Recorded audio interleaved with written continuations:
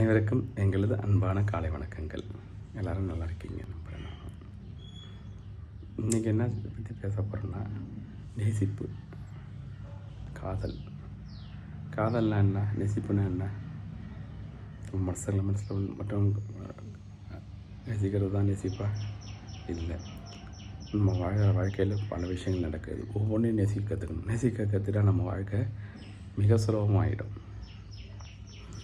எதை வேணாலும் நேசிக்கலாம், எக்கச்சக்கம். அதெல்லாம் சொல்லி முடிகிற அளவுக்கு இல்லை. அதெல்லாம் ஃபார் எக்ஸாம்பிள், இயற்கை நேசிக்கலாம், வளர்க்குற பிராணிகள் நேசிக்கலாம், உலகத்தை நேசிக்கலாம், பிரபஞ்சத்தை நேசிக்கலாம். இது மாதிரி எவ்வளோ விஷயங்கள் இருக்குது. அதில் ஒன்று நம்ம செய்கிற தொழிலையோ இல்லை செய்கிற வேலையோ நேசிக்கிறது. இதை நீங்கள் ஃபாலோ பண்ணிங்கன்னா உங்கள் கேரியரில் உங்களுக்கு உயர்வு கண்டிப்பாக நடக்கும்.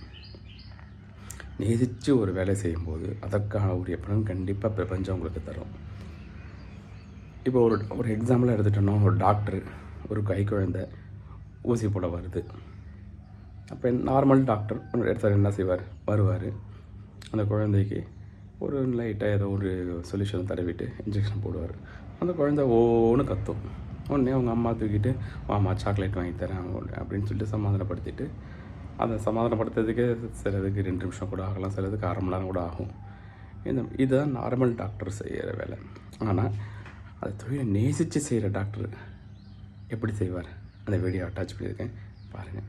இந்த மாதிரி ஒவ்வொன்றையும் நேசிக்க கற்றுக்கிட்டிங்கன்னா உங்களுக்கு லைஃப்பில் ஒரு முன்னேற்றமும் இருக்கும். அதே சமயத்தில் மனசுக்கு ரொம்ப ஒரு அமைதி, சந்தோஷம் எல்லாமே கிட்டும். வணக்கம். வாழ்க வளமுடன், வாழ்க நலமுடன்.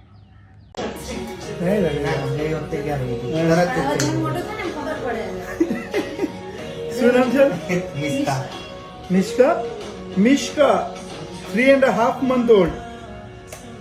इशारा समझो, इशारा हमारा, तेरा हूँ मैं.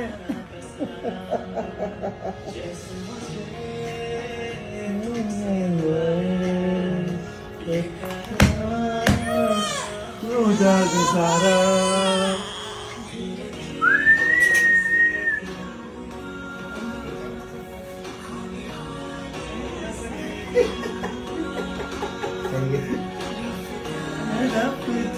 तेरा हुआ